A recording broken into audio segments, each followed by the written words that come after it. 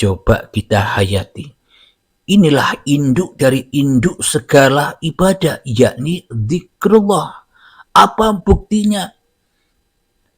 Afdalul dzikri fa'lam annahu la ilaha illallah.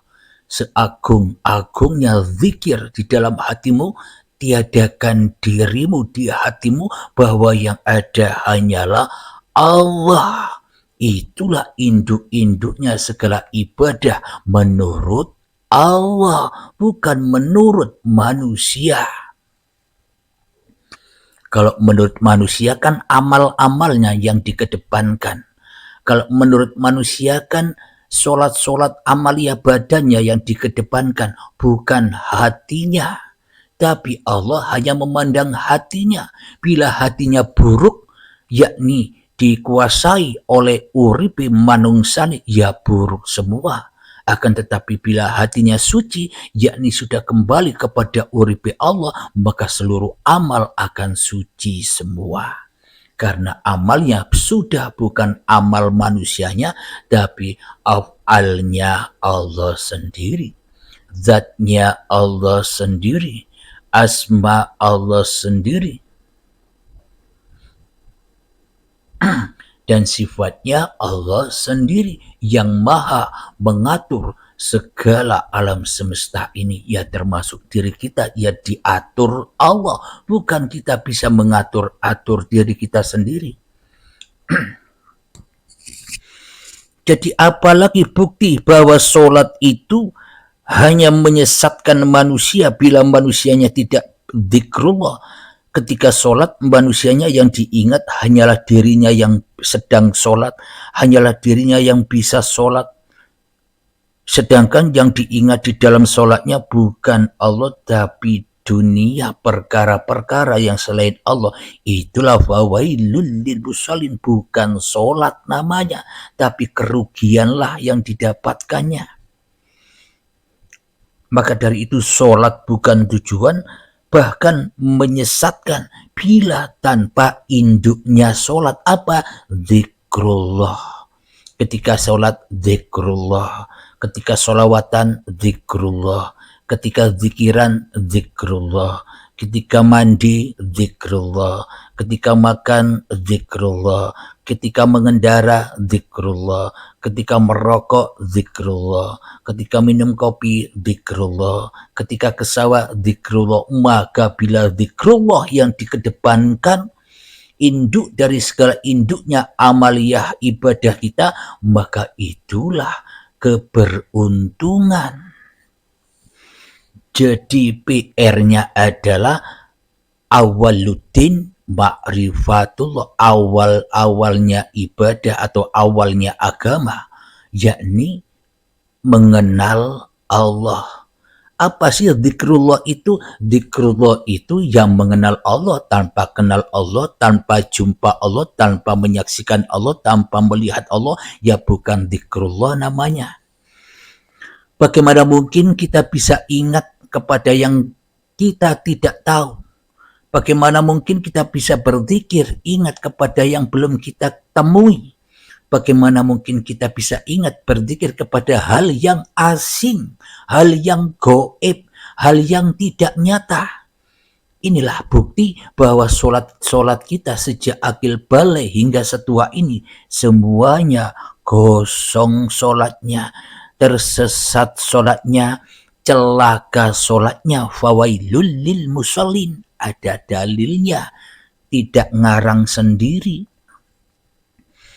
Maka dari itu, agar kita tidak terkena fawailul lil musallin, tidak terkena kecelakaan di dalam sholat-sholat kita, maka yang wajib kita cari dan wajib kita raih induknya atau powernya atau baterainya robot ini. Apa baterainya atau powernya robot ini? Uripe Allah. Itulah zikrullah itu. Bila yang kita sembah hanyalah casing-casing badaniah ini yang bisa sholat, seluruhnya ya celaka. Kenapa? Karena lalai, karena ingkar, karena mensekutukan badan-badan ini dengan uripe Allah. maka ya selamanya fawailun, celaka di dalam sholatnya, dan semua apa yang diamalkannya ya semua celaka di lembah neraka jahanamnya Allah. Kapan? Ya sekarang, bukan nanti. Kalau neraka jahanamnya manusia kan nanti. Tapi neraka jahanamnya Allah sudah terjadi pada diri kita ketika kita tidak mengenal Tuhan, ketika kita tidak pernah menyaksikan Tuhan. Kenapa? Karena kita belum Islam. Bagaimana mungkin orang bisa sholat, bagaimana mungkin orang bisa bersolawatan, bagaimana mungkin orang bisa beribadah, berzikiran, puasa, zakat, haji, namun hatinya masih ingkar kepada Tuhannya, namun hatinya tidak sama dengan hati para nabi dan para rasul, hatinya tidak sama dengan Kanjeng Nabi Muhammad. Muhammad, bukan kamu yang melempar, tapi aku yang melempar. Nah, di sini hati Kanjeng Nabi Muhammad mengedepankan hanya Allah yang wujud, hanya Allah yang hidup, hanya Allah yang bisa memerankan badan-badan Muhammad ini. Inilah imannya para nabi dan para rasul, dan inilah imannya Kanjeng Nabi Muhammad. Sementara yang kita lakukan di syariat-syariat yang kita lakukan niru, ngikuti Kanjeng Nabi Muhammad katanya. Tapi hatinya, imannya ingkar, ikut Fir'aun. Mana mungkin bisa kita menjadi umatnya Nabi Muhammad, sedangkan imannya saja tidak sama, Tuhannya saja beda. Kalau Kanjeng Nabi Muhammad Tuhannya Allah langsung, tapi kalau kita Tuhannya hawa nafsu kita sendiri. Beda Tuhan ya beda syariat, meskipun kelihatannya sama. Syariatnya sholat tapi hakikatnya maksiat di sisi Allah. Tapi bila Kanjeng Nabi Muhammad jangankan sholat, melempar saja zikrullah. Muhammad, bukan kau yang melempar tapi aku yang melempar, itulah sholat. Jadi melempar saja sholat Nabi Muhammad, berjalan saja sholat, apalagi sholatnya. Jadi sejak bangun tidur sampai tidur lagi Nabi Muhammad sholat terus.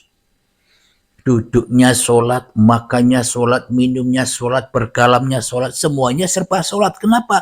Karena Muhammadnya sudah tak wujud lagi di dalam hatinya, kecuali Tuhannya yang ada di dalam hati Nabi Muhammad.